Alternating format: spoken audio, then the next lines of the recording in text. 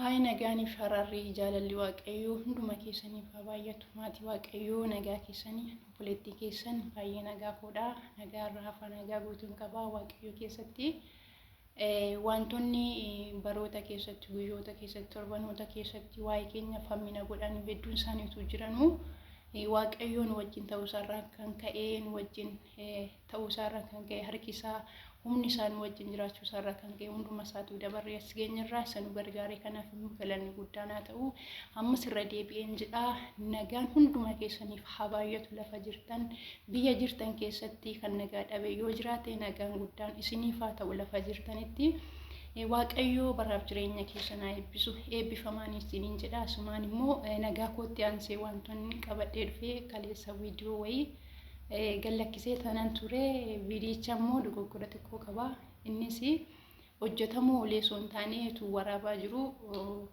sagaleen nama biraa keessa gallaan sagalicha irraa kutee kallattumaa yaadan qabadhee dhufee gallakkifamee ture utuu nagaan gaafatanii gallakkistee viidiyicha jettanii namoonni karaa keessa dhuftanii na hubachiistan waaqayyoo baraaf jireenya keessan haa eebbisu warroonni immoo jabaadhunaan jettan waaqayyoo isin haa eebbisu ammas immoo dogoggora jiru hundumaa akkana beeksistan isiniin jedha karaa koomantiis haa ta'u karaa keessas akkana beeksistan har'aa jaalala waaqayyootiin isiniin jedha waaqayyoo bara keessan jireenya keessan haa eebbisu egaa haalota hundumaa keessatti nu mijateef koo nu guutee osoo hin taane gargaarsa waaqayyootiin humna waaqayyootiin ani isin argeenye kanammoo daawwit akkuma jedhu macaafa qulqulluu keessatti macaafa faarfannaa keessatti utuu waaqayyoon wajjin ta'uudhaayyuu baatee haa jedhu sabni Israa'elii yeroo aariin isaanii nurratti boba'e sanatti isaan jiraatti luqimsu turan jedhee dubbata.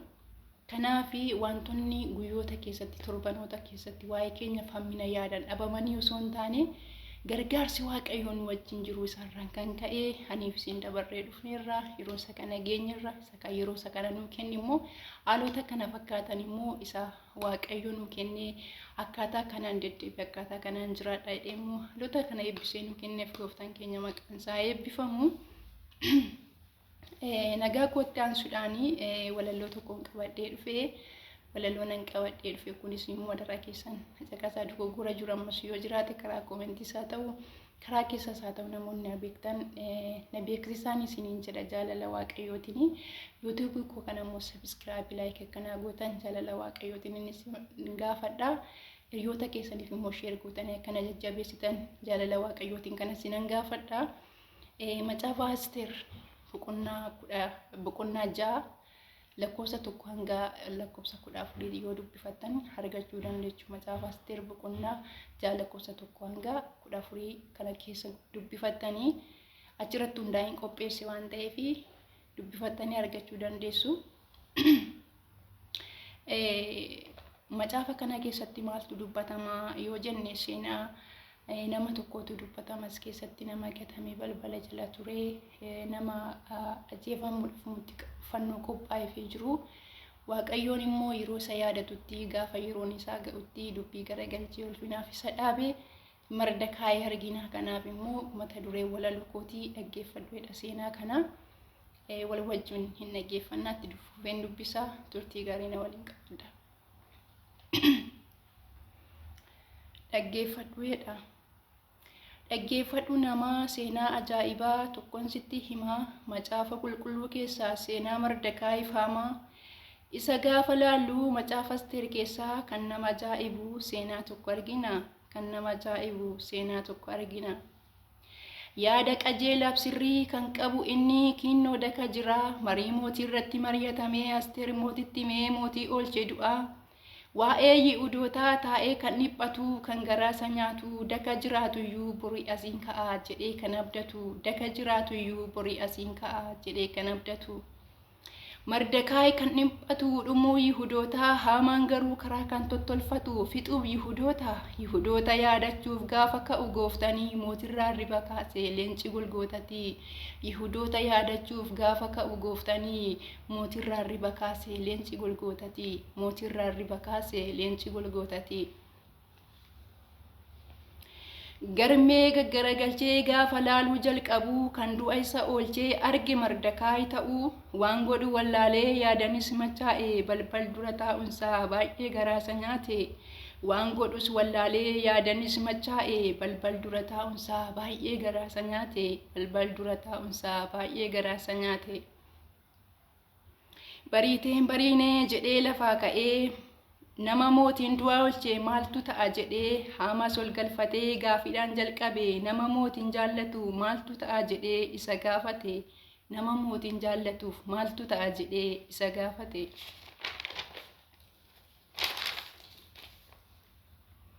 Itti yaadee haamaan ana caala kan jaallatu jira namni kan biraa jedheetu itti yaade duroo silaa ofittoodha jalqabe kaaka'ee tatarreessuu waan gaggaarii kan gonfatu ofuma se'ee innoo yaada isaatti kan gonfatu innoo ofuma se'ee innoo yaada isaatti.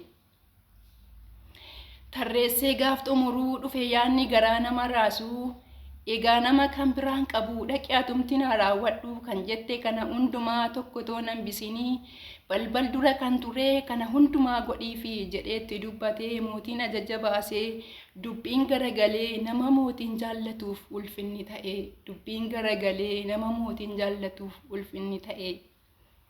Dhaamsan sinii qabaa dhaggeeffadhaa firaa macaafa lallabaa keessaa dubbifadhaa boqonnaa 3 lakkoofsa 1 irraa akkas jedhee eegalaa sagalicha jirraa wanti hundinuu yeroo qaba. Gadduuf dhiphachuun kee dhabuuf argachuun kee hin dagatin yeroof akka ta'e hin dagatin yeroof akka ta'e. Dhokattee jiraattuyyuu guyyaan itti mul'attu tokko siif dhufa abdiidhaan jiraadhu gooftaan si wajjin jira abdiidhaan jiraadhu gooftaan si wajjin jira. Waan dhaggeeffattaniif baay'ee galatoomaa. Waaqayyo baraaf jireenya keessan haa eebbisu. Ayyaanni Waaqayyoo humni Waaqayyoo isin wajjin haa ta'u. Turtii gaarii naa qabaadha. Viidiyoo kana calamuu fooyyaa ta'e qabadhe akkan dhufu abdiin qaba. Laayikii naa godhaatii koomentii naa barreessaa jajjabeessaa. Waaqayyo bara keessan jireenya keessan haa eebbisu. Egaa lafa kanatti waa'ee Mardakaayiif Haamaa yoo ilaalle Mardakaayii nama tuffatamaa nama irraanfatamaa ture.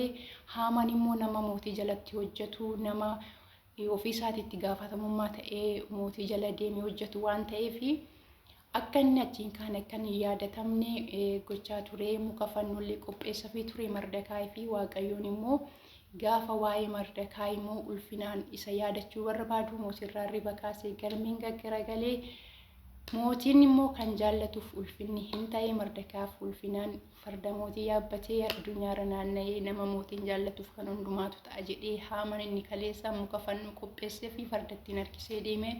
Isin isarraa ergaan isinii qaba. Waa'ee keessaniif kan hamaa yaadu waa'ee keessaniif du'a kan yaadu waa'ee keessaniif akkasiin kuftan kan yaadu ulfina keessan dhiisee salphina keessan kan eegu harkuma salphina isinii qopheessu harkuma du'aaf isin eegu sana Waaqayyo harka isaatti ulfina keessan haa mul'isu.